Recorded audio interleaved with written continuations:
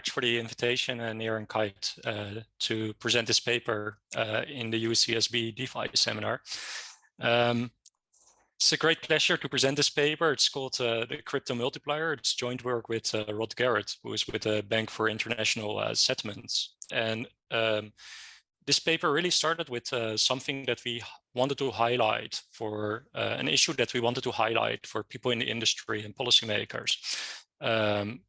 Something that we felt like was important for people to understand about how market capitalizations of cryptocurrencies actually work.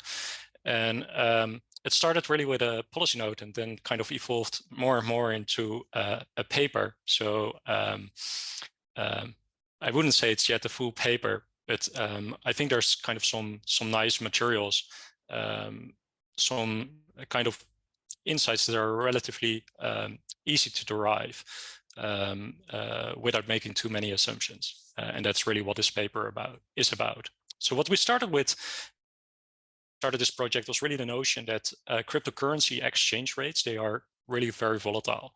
That's of course been very well documented in the literature, but just if you look at these two charts, they show the daily volatility of major cryptocurrencies and major fiat currencies. And what you observe for the major cryptocurrencies such as Bitcoin, Ethereum, and the top 10 for which we plotted the average, is that the volatility, the daily volatility of these exchange rates is easily between 2 and 4%. But for smaller cryptocurrencies can actually even exceed levels of 10%. So that means like that the majority of the daily changes basically are larger than 10% for these smaller cryptocurrencies. And then if you compare that to the exchange rates of major currencies that are actually used for international trade. So we look at the average for the top 10 and the exchange rate of the euro and the Japanese yen compared to the US dollar. The volatility of these exchange rates tends to vary between 0 and 1%, which means less volatile than major cryptocurrencies. Of course, that's not a surprise. That has been really well documented in the literature, but this is kind of where we are just coming from. And then what we want to do is we want to kind of look at these the volatility of the exchange rates, basically from the perspective of what we call is a crypto multiplier. So basically what we do in this paper is we introduce a new concept that is called the crypto multiplier. And basically what it does, it measures the equilibrium response of a cryptocurrency's market capitalization to aggregate inflows and outflows of investors' funds. So typically like multipliers they started around the time of Keynes. Basically in economics, a multiplier means like you have a change in one economic magnitude and you multiply it with a certain number, and that leads to a change in another economic magnitude, and the multiplier basically measures the size of the response, how much that response is amplified. So we know this from fiscal multipliers, we know this from investment multipliers, which basically measure the change of in terms of fiscal spending or in terms of investment, how that impacts the GDP of an economy. We also, of course, know the money multiplier, which measures, say, the change, how you can have a change in the base money M0, and what could be the potential maximum change in M1. So basically, a multiplier is basically saying like, well, you have a change in one economic magnitude, and it leads to a change in another economic magnitude with a certain multiplication factor. So we took the multiplier concept and basically said, well, we're going to apply this in a crypto setting. So we're going to call this the crypto multiplier, which measures the equilibrium response of cryptocurrency's market cap to aggregate inflows and outflows of investors' funds. Okay, so just to explain a little bit why we think it is kind of a useful concept, let me first start with explaining a piggy bank multiplier. So this is kind of a straw man theory, which explains the idea basically in the context of a piggy bank. And unfortunately, my piggy bank doesn't have an eye. That's basically because my AI algorithm didn't understand that you have to draw piggy banks with eyes. So it doesn't have any eyes, but it still functions as a full piggy bank. So suppose you have a child that puts in $1 in a piggy bank. Basically, what you get is that the balance in the piggy bank, it increases with $1. If you throw in $3 more, it increases to $4. And then if the child takes out $1, the amount goes down. So essentially, what you could think about the child, you could basically think about the child as being an investor. So the child is investing in the piggy bank, it puts money in and it takes money out. So there are investors' flows there. And then basically what you could think is like, well, what about the market cap of the piggy bank? Like, how is the investor flow affecting the market cap of the piggy bank? Well, for that, you actually have to make an assumption. So let's make a very simple assumption, which is the idea that the funds inside and outside of the piggy bank, that they have the same value, that they retain the same value. In that case, of course, all the dollars that are inside the piggy bank, they are valued at a full $1. So the market cap of the piggy bank at this moment would be $3. And then if you think about it like in terms of a piggy bank multiplier, well, the piggy bank multiplier would basically measure how you would have to change the market, how that would be impacted by aggregate investor flow, so how much the child puts in and takes out of the piggy bank, multiplied by piggy bank multiplier, which in this case, of course, would be 1. Whenever you put in $1, it gets multiplied by 1, and that's the change in the market cap of the piggy bank multiplier. So that's basically the idea that how it works in the context of a piggy bank. It's a very simple concept, and often people think about cryptocurrencies very much as being a piggy bank. I mean with that. So I think there's a bit of a fallacy among practitioners in general, that the market cap of Bitcoin very much works like. So the idea is like that if you measure the market cap of say Bitcoin or another cryptocurrency, it basically means that, well, if that's like $500 million, $500 billion, $500 billion, then basically investors have kind of stored that money in Bitcoin, and if they would have liquidity needs, they could actually withdraw these funds from their Bitcoin balances. And that's very much kind of this general notion that people have in general. And what we are showing is that this is actually not how it works for aggregate investment flows. Because if you think about it a little bit further, if you think and kind of make a next step to the crypto multiplier, I think like there's this general notion that if you have a positive investor flow into Bitcoin, that then the market cap of Bitcoin will increase. And if you have an outflow of investors from Bitcoin, that you would have a decrease in the market cap. So that's a very general, intuitive idea. But actually what we want to do is actually go a step further. Because that very intuitive idea, it doesn't give you a lot of insights. For example, in terms of the magnitude of the changes in the market cap. Would those be, for example, be 1-to-1, just like is the case or was the case for the piggy bank example that I showed to you? Or could it be the case that the multiplier is actually larger than 1 or smaller than 1, meaning that the market cap would change by more than 1-to-1 compared to the investor inflows and outflows. So there are kind of a lot of questions that you could ask about this. And for example, you could also ask the question, well, how do the circumstances of particular cryptocurrency, how do those actually affect that multiplication factor? So in this paper, we go a step further and we derive the theoretical magnitude of the equilibrium impact of investors' flow on the market cap of cryptocurrencies. So basically what we will be doing is deriving this crypto multiplier, the value of the crypto multiplier, which basically measures how a change in aggregate investor flows, or how aggregate investor flows, how they would impact the market cap of a cryptocurrency.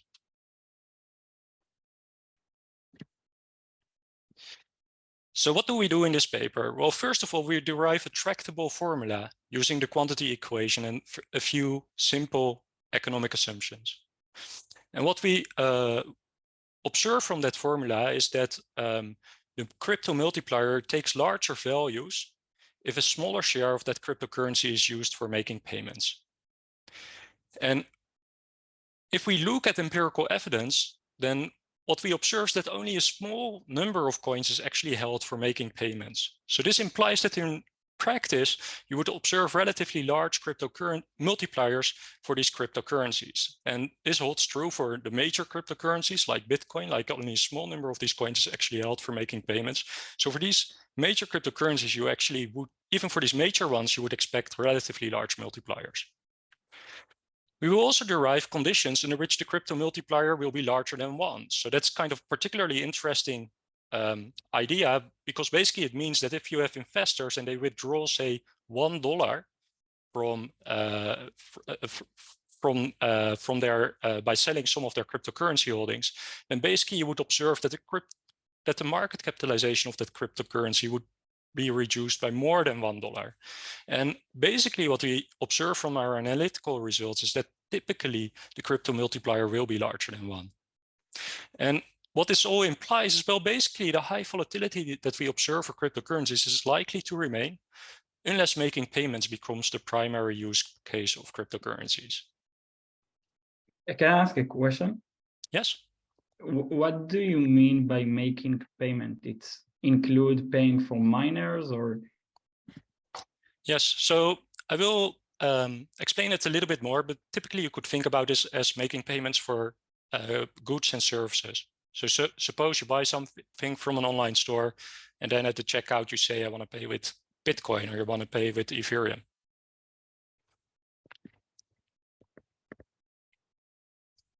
So when we derive the crypto multiplier, basically we take a particular approach. The approach has an advantage and it has a disadvantage.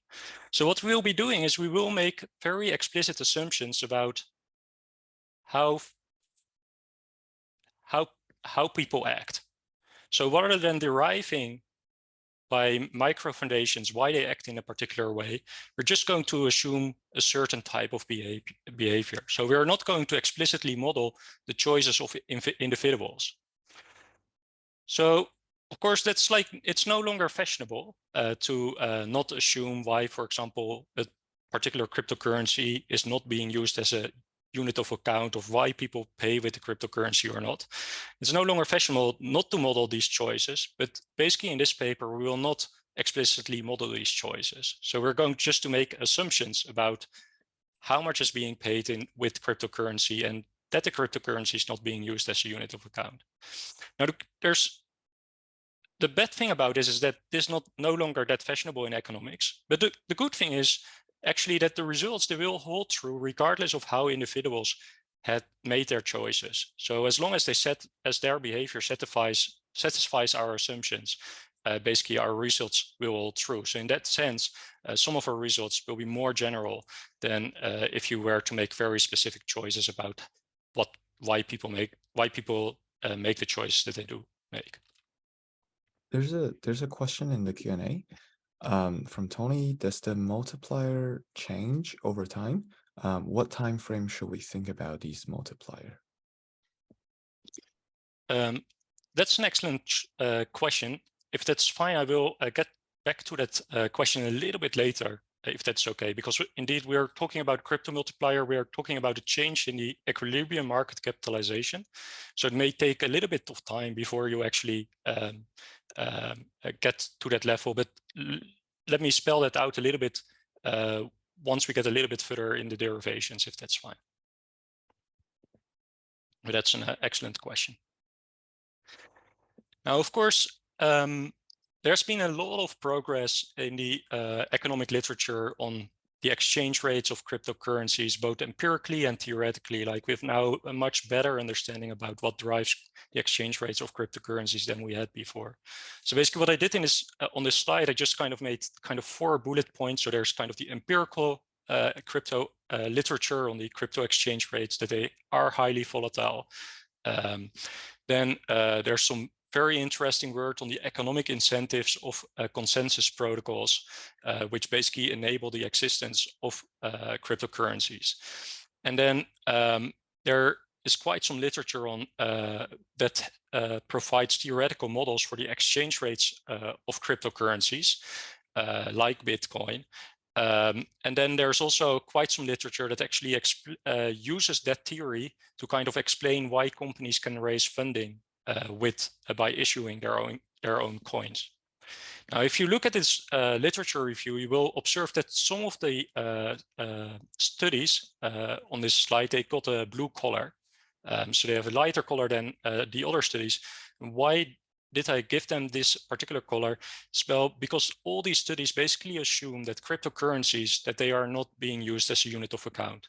So not all of them stated that explicitly in that particular way, but typically those studies would make assumptions like, well, for the amount of real goods and services that people are buying, it really depends on the price of the cryptocurrency and how much of the cryptocurrency they hold at that moment.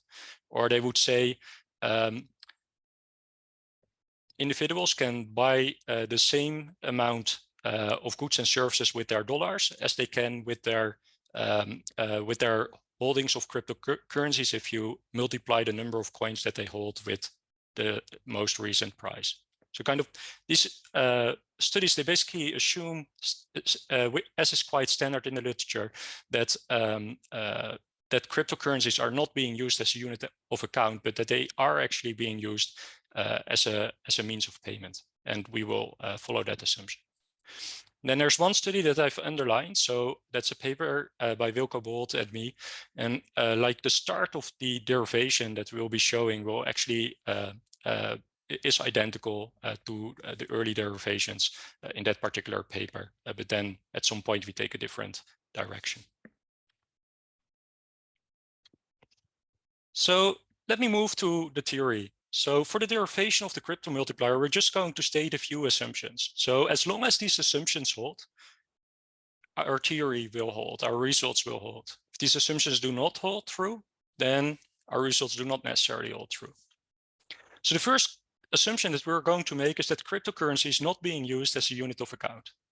And to make that more specific, basically what we will assume is that the prices in terms of a cryptocurrency are perfectly flexible with respect to changes in the exchange rate.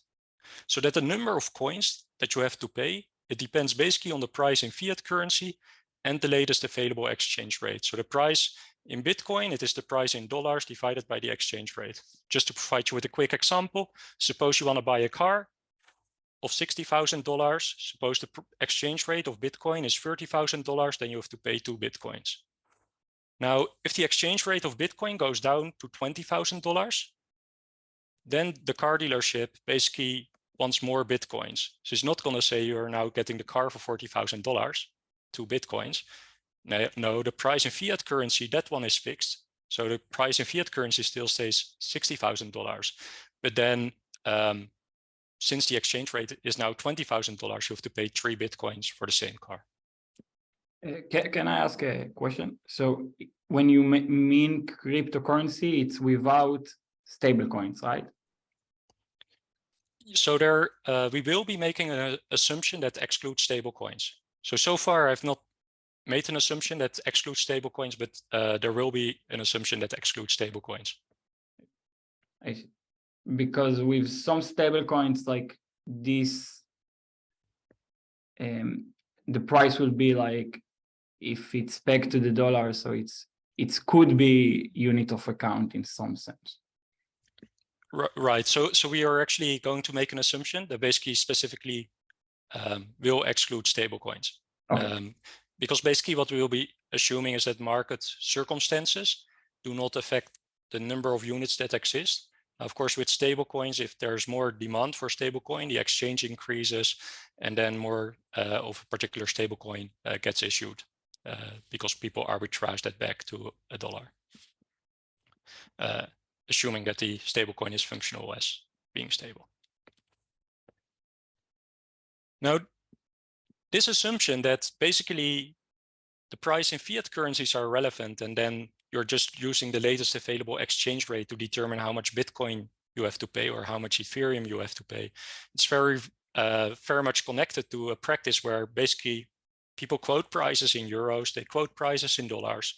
And then at the checkout, if you facilitate crypto payments, basically you would be using, say, a payment service providers like one of those at the bottom of the screen, and they would basically calculate for you how much cryptocurrency you would have to pay based on the latest available exchange rate. So this assumption seems kind of pretty reasonable in the context of cryptocurrencies. Now, the second assumption that we are going to make is that the cryptocurrency is being used as a means of payment. So that makes it, say, different from stocks in the stock market. So the cryptocurrency is used as means of payment. Now, it might be the case that a certain cryptocurrency is not being used at all as a means of payment. In that case, our theory does not cover that coin. Now, what does that mean? Well, if something is being used as a means of payment, basically the quantity equation holds true with non-zero values. Now, what was the quantity equation all about? Well, basically it has a left-hand side and a right-hand side. So the left-hand side is the value of goods and services measured in Bitcoin that were paid for with Bitcoin, at least in the context of Bitcoin. But really this applies to any means of payment. So in the the right-hand side of the equation, M times V, basically asks the question, how many Bitcoins changed hands for payments? And that should be the same in any given period. Now, just to kind of explain my notation, let me use the quantity equation to explain what notation I use. So basically, the P is the price. It basically says how many Bitcoins were paid on average. So P is in Bitcoin, it is not in terms of dollars. And then there's the T, the trade, which says how many goods and services were paid for with Bitcoin. So here you have the average number of Bitcoins that are paid, and here for how many goods and services. So that gives you the value of goods and services measured in Bitcoin that were paid for with Bitcoin. And then on the right-hand side, we have money. So how many Bitcoins did exist? So that's around 90 million now.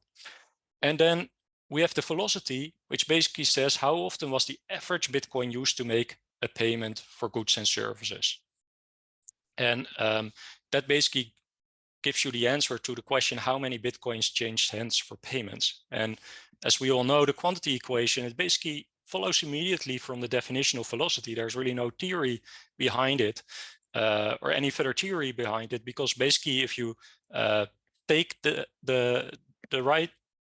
if you take the left-hand side, which basically the value of the goods or services measured that were paid for with Bitcoin and then measured in Bitcoin, if you divide that by the total number of Bitcoins that exist, then what you must get is how often the average Bitcoin was used to make a payment. So it's just a definition. Now, if something is being used as a means of payment, this equation holds with non-zero values, right? Then P times T would be non-zero and MV would be non-zero. Now let us focus a little bit more on M times V. So note that some coins that during a particular period, they are just used as a store of value. So you say, and some are being used for payments within a particular period. So what you could do is you could rewrite that right-hand side, M times V, and you could basically decompose the Bitcoins into two groups.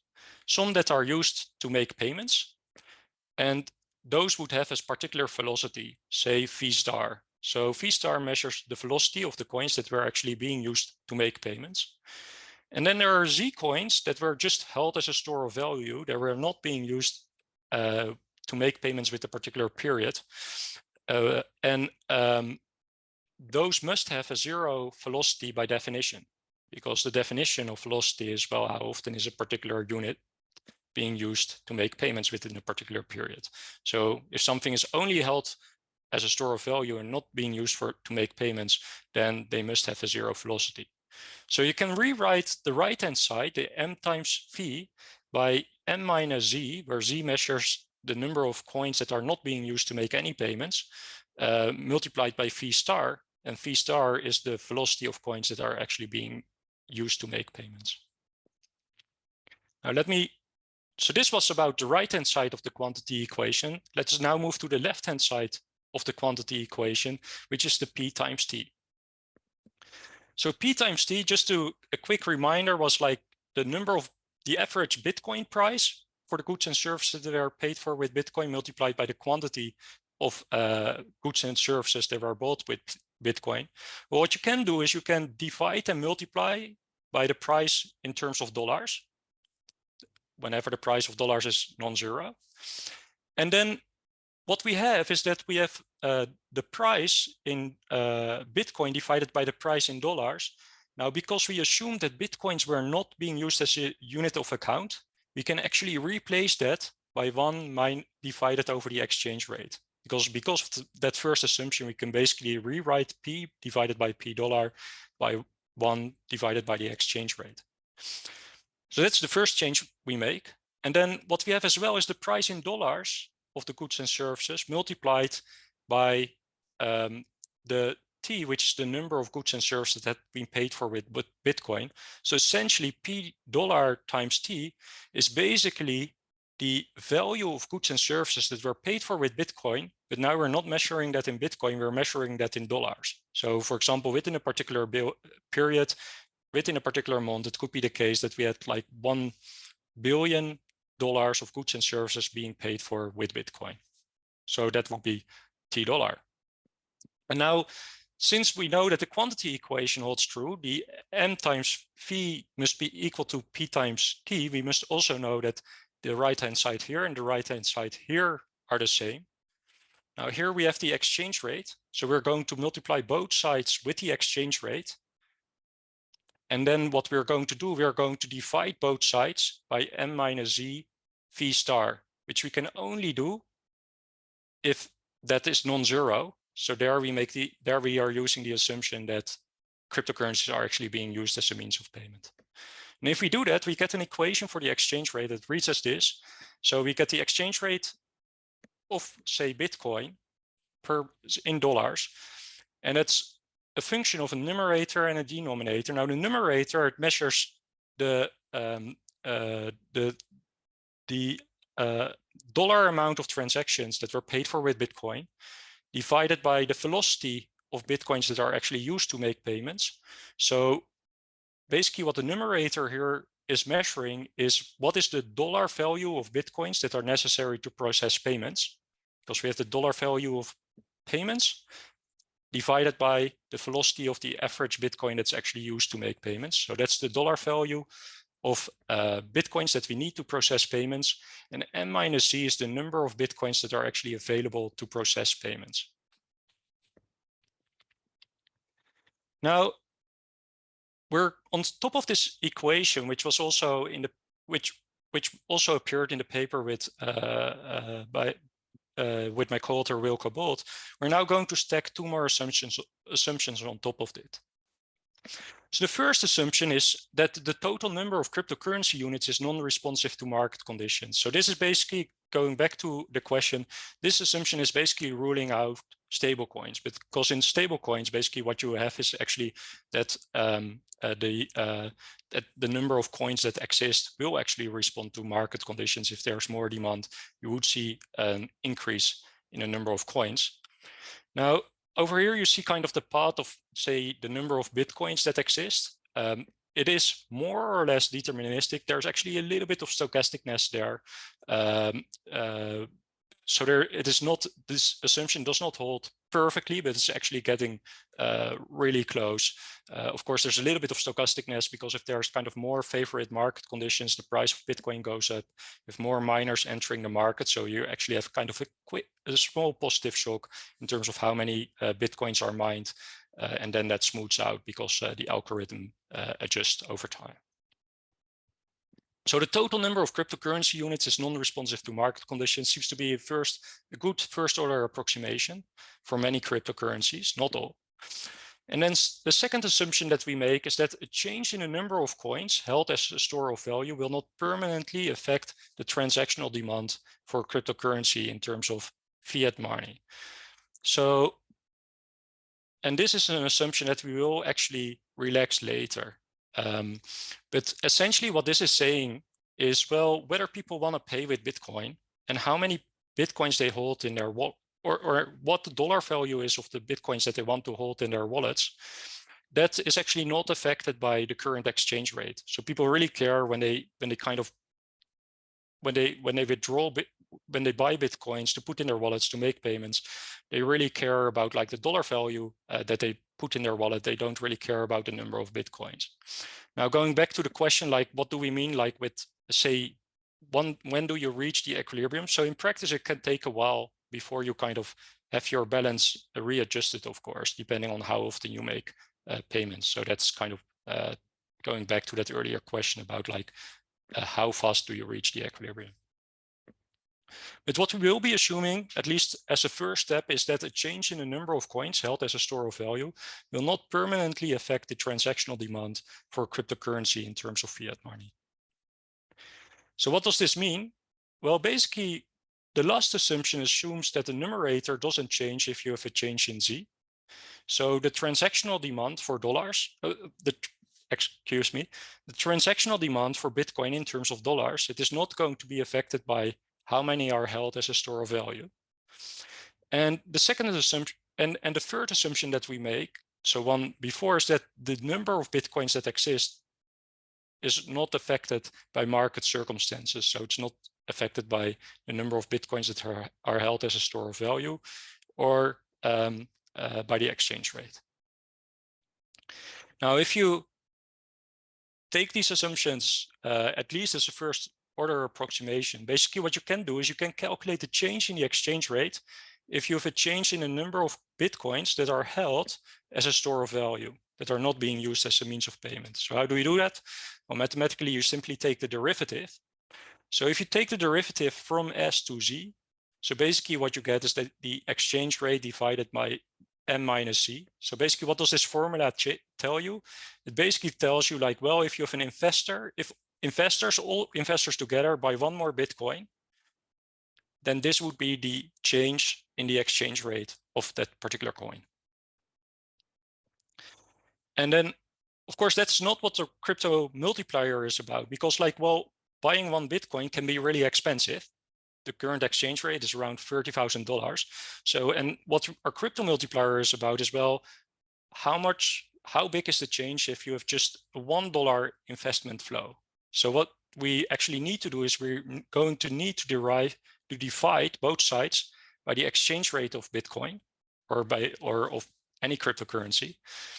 And we were also interested in what is going to be the change in the market capitalization. So now we're measuring the change in the price of one coin, but to get the change in the market capitalization, we need to multiply by the number of coins that exist. So we need to multiply by M. So if we do that, basically we get this new equation, and which basically says, what is the change in the market capitalization if you have a positive or a negative investor flow of $1? So we call this the crypto multiplier. And what it is measuring is the equilibrium change in the market cap following an aggregate investor inflow of $1. Now, if you look at this equation, there's actually something interesting about it. So the first thing that you might observe is that, well, the aggregate investment position, it cannot be less than 0. You cannot, with all investors together, hold a short position because you cannot create more Bitcoins. So the Z must be 0 or larger, which means that the crypto multiplier must at least take a value 1, at least in this equation and with these assumptions. So if none of the Bitcoins are held, or none of a particular cryptocurrency are held by investors, and all the coins are actually used to make payments, then the first dollar of aggregate investor money flowing into that cryptocurrency would actually lead to a change in the market cap of $1. But suppose now that 95% of the coins are actually held by investors.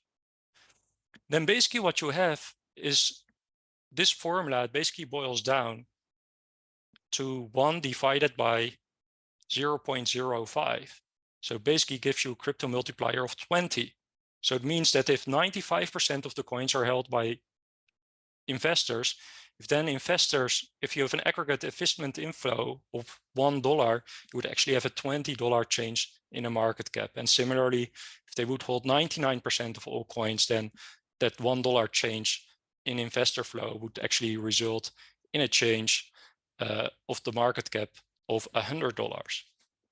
So the multiplier, it very much depends on how many coins are actually held by investors and how many coins are being used to make payments. So can I ask a question? Definitely.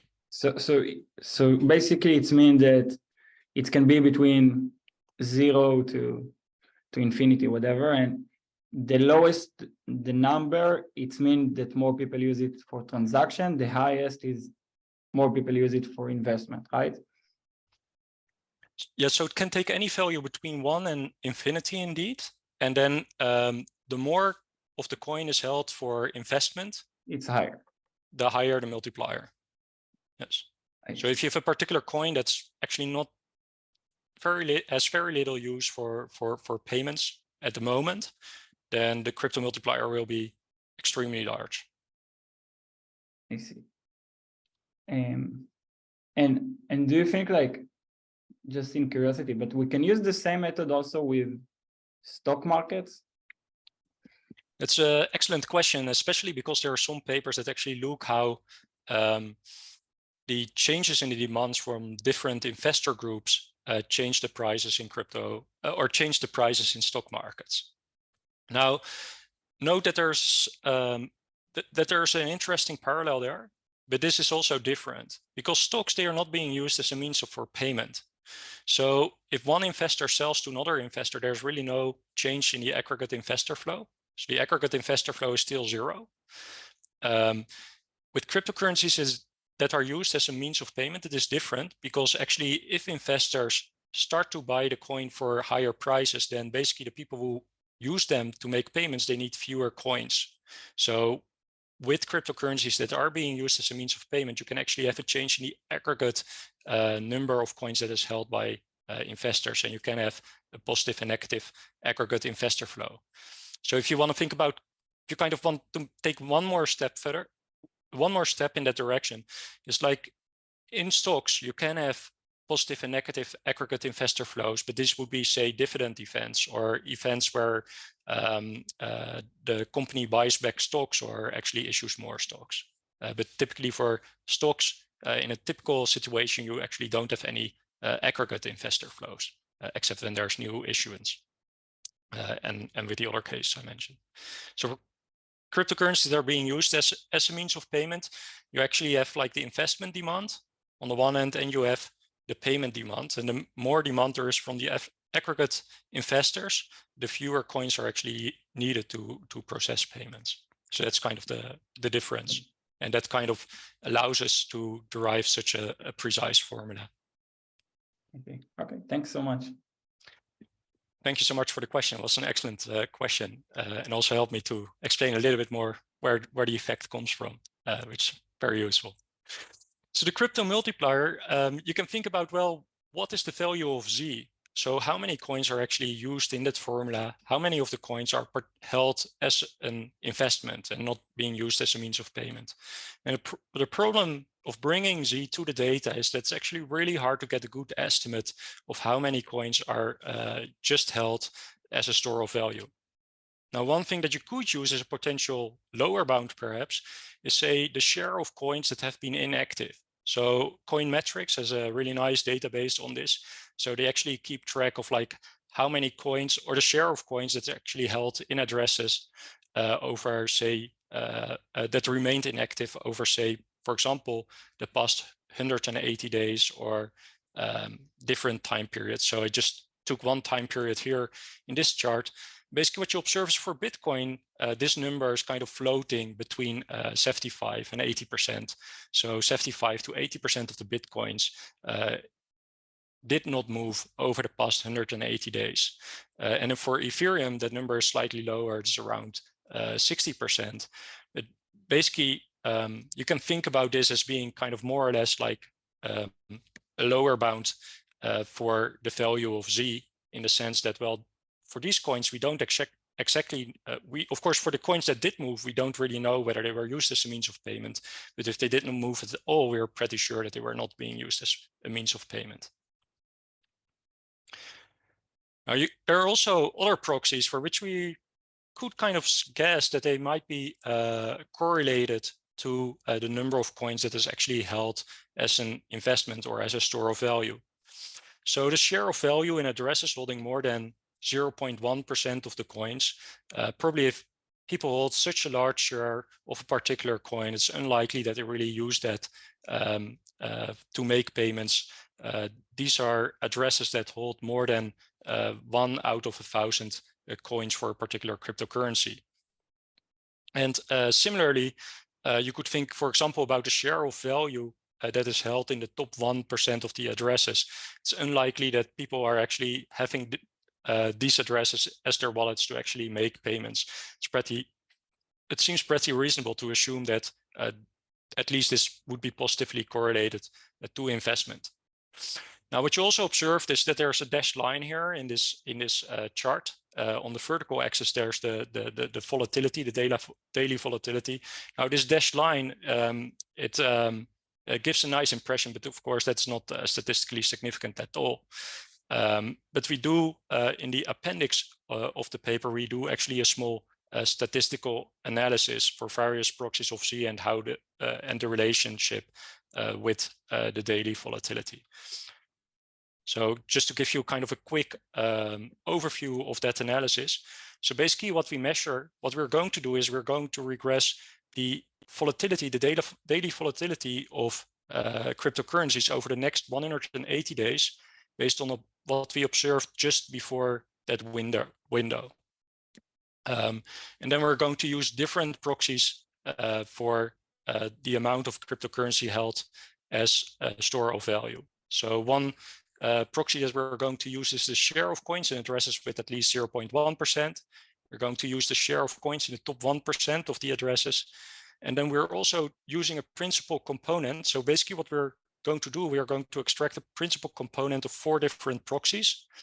And the idea here is that, well, none of the proxies is perfect. They're all noisy, but let's combine a few proxies together, because from Hausman, we know that, well, if you have a measurement error, it's going to make your results statistically less significant.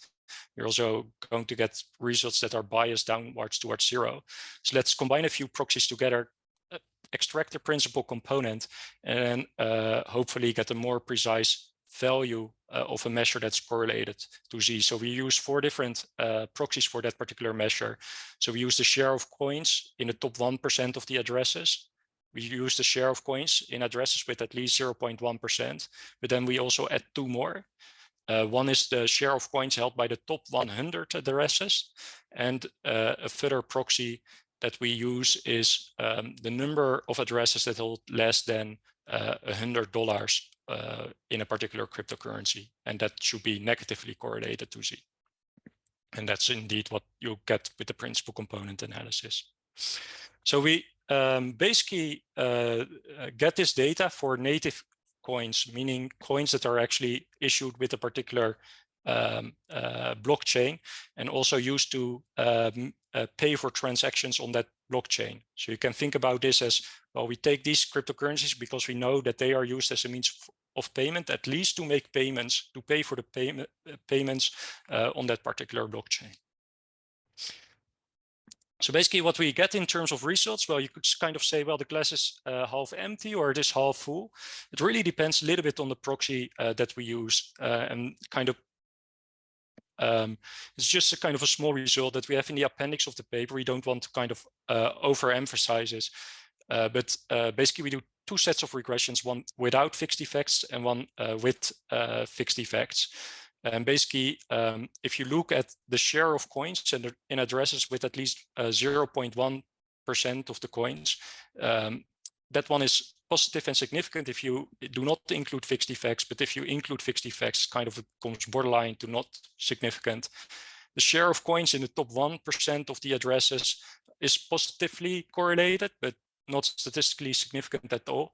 And then perhaps the least noisy measure, which is the principal component for the 4 different proxies, that one is actually positively correlated and quite significant as well. So if you look at this coefficient, so the principal component, it ranges between -2 and +2. So going from the lowest C to the highest C in our data, like the fewest coins to the highest the smallest share of coins to largest share of coins that's held as speculative proxy gives you 2.7 percentage point change in the standard in the daily volatility, which is kind of considerable, I think. But still, with statistical analysis, I mean, the result is not that strong, and that's why we put it in the appendix.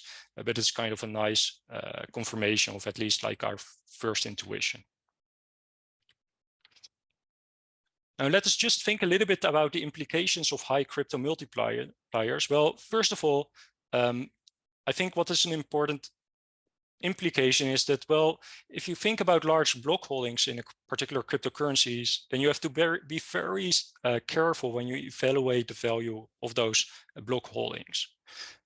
Because what we know from the crypto multiplier is that, well, if you have a coin of which like a substantial fraction is actually held as a store of value, that if you start liquidating that block, and if there are no other investors buying those coins, then the liquidation value must be substantially below the market price. And I think that's an important observation when you consider accepting crypto, for example, as collateral, which we observe in many situations in the DeFi world.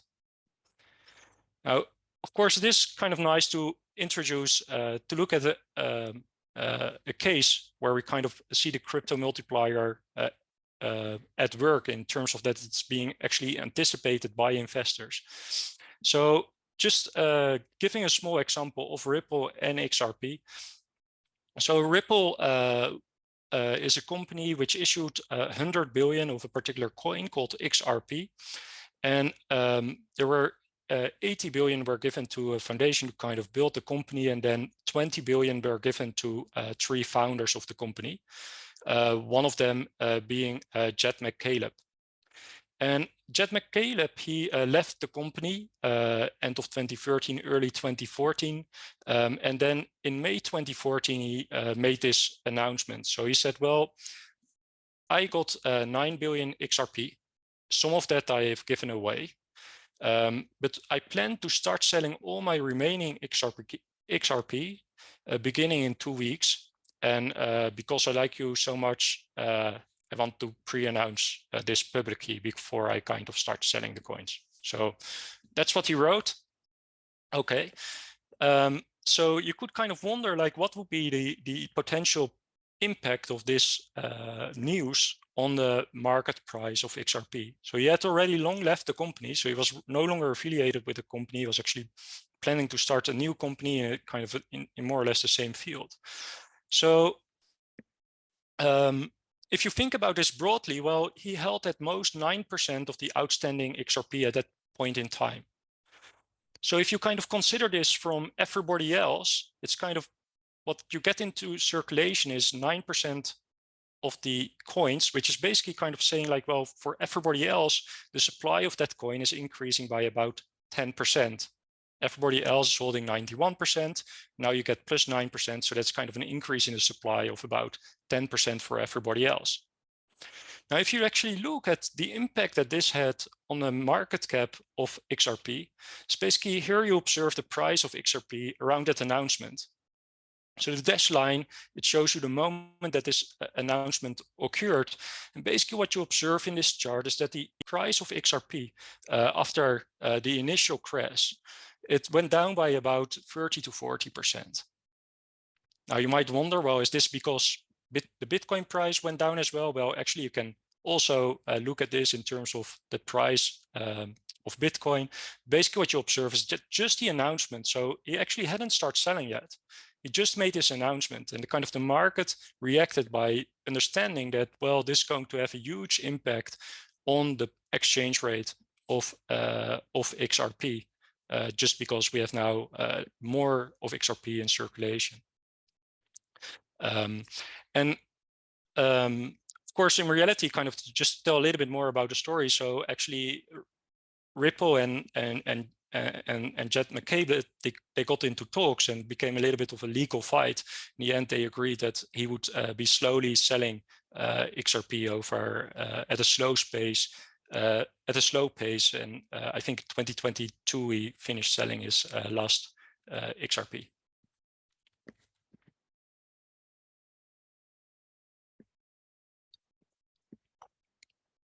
I have one more example, which I will skip now, but you can find it in the paper. But I want to kind of jump one more step, because we made one particular assumption, which is that to derive the crypto multiplier, which was that the change in the number of coins held as a store of value will not permanently affect the transactional demand for the cryptocurrency in terms of fiat money. Right, we made these other assumptions. Cryptocurrency is not being used as a unit of account. It is used as a means of payment, so that excludes stocks. The total number of cryptocurrency units is non-responsive to market conditions. That excludes stablecoins. And now we also made this assumption: a change in the number of coins held as a store of value will not permanently affect the transactional demand for the cryptocurrency in terms of fiat money. Now, what we also do in the paper is we kind of relax that last assumption and say, well, perhaps that's a little bit too strict, because there have been various stories, right? If you have more investment now, it means that the expected return in the future is going to be lower. So perhaps people hold fewer of a particular coin to make payments because they think, well, they are going to appreciate less while they're in my wallet. Or perhaps if you have more investment in a coin, perhaps you get an increase in transactions fees, which is going to be permanent. It might be the case, which is going to result in fewer payments with cryptocurrency in the future for, say, a coffee at a Starbucks. Similarly, you could also say, well, actually, if coins are more being held as a store of value, you actually have a lot of people talking about it, like with Bitcoin, right? When it reached, let's say, $1,000, everybody was talking about Bitcoin. So that's actually going to be a very positive impulse in terms of transactional demand. So you could also argue this not holding because of kind of the news feed that it creates if you have more investment in a particular cryptocurrency. So what we do in the paper is we also derive the crypto multiplier while allowing for endogenous transactional demand. So when having the transactional demand responding to how many coins are being held as a store of value. So basically what you get, if you derive that crypto multiplier with endogenous transactional demand, it will basically contain of two components. One is simply the simple multiplier. So we understand that part already. Now let us also take a look at this second part, which is basically the equilibrium impact of the store of value demand on the transactional demand. So here we are basically, this derivative here is basically measuring like, well, how does the transactional demand in terms of dollars, how does that change if you have a change in the number of coins that's being held by speculators? Now, that can be positive, that can be negative, depending on what you believe about that particular sign. Like if you have belief in a newsfeed story mostly, then you say, well, this is going to be a positive derivative. If you say, well, I believe that this is going to increase transaction fees so much that people are going to use it less for payments, then this is going to be a negative sign. Now let us kind of ask the question, when is that crypto multiplier with endogenous transactional demand? When is it larger than 1? Because that's kind of an interesting question. Again, if the multiplier is larger than 1, then if you have an investor inflow of $1, then the market cap is going to change by more than $1. And from this equation, we observe that it is larger than 1 if this equation holds true. So how do you read this equation? Well, basically, the left-hand side of this equation, it basically measures the change in transactional demand if $1 more of a cryptocurrency is held as a means of payment. So if you say, well, the transactional, the amount of Bitcoins that we have to process payments is going to reduce, how many dollars is that going to change if you have $1 more of investment demand? That's basically what the left-hand side measures. So that could be, if this is positive, it could be $1. So if you have $1 more of investment, you're also going to have $1 more of transactional demand. It could also be negative. And this equation basically says, well, if this is not too negative, then this crypto multiplier must be larger than 1. So what is too negative? Well, too negative here is minus z divided by m. So going again back to that example, suppose that that 95% of a cryptocurrency is held for as a store of value rather than being used as a means of payment. then this number here would be minus 0.95. So in that particular case, you would need that the transactional demand does not go down by more than 95 cents if there's $1 more of investment in a cryptocurrency. And if that holds true, then the crypto multiplier must be larger than 1. And I think in general, that can be considered as a relatively weak condition, because kind of what we observe for many of these cryptocurrencies, they are actually being held that they are largely held as a store of value rather than a means of payment. So in generally, you would really need a big reduction in the transactional demand if you have a change in investment demand in order for this condition not to hold true. So let me then provide a few concluding remarks. So the crypto multiplier described the quantitative impact of investor flows on a cryptocurrency's exchange rate, on a cryptocurrency's market cap. And I think it explains why there are substantial price movements following announcement by, say, large investors, celebrity endorsements, or severe shocks in the financial system, because these type of events, they tend to trigger large investment flows in cryptocurrencies, and therefore, if you then also have the crypto multiplier at work, basically results in really large fluctuations in the market cap of cryptocurrencies. It's also consistent with the stimulus check-based evidence in a recent paper that's now forthcoming in management science.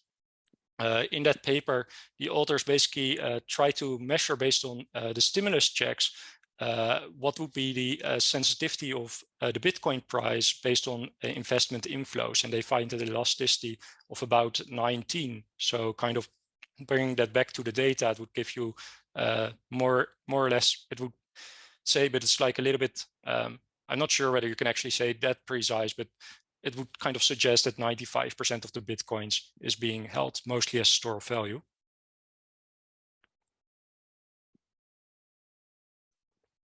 But having this very inelastic supply of Bitcoin to investor demands, that's consistent with high multipliers. It warrants caution when evaluating the value of large block holdings in cryptocurrencies. If you're active in that space, you really have to consider with liquidations values that might be substantially below the prevailing market price. And I think that's an important observation when accepting crypto as collateral. And then finally, crypto multiplier takes high values when a large share of a cryptocurrency's coin is held as an investment, and volatility is likely to remain unless making payments becomes the primary use case of cryptocurrencies, which it currently does not seem to be. So thank you very much for the invitation, also for your attention. And here's a link to the paper, which you can find on the website of the Bank for International Settlements.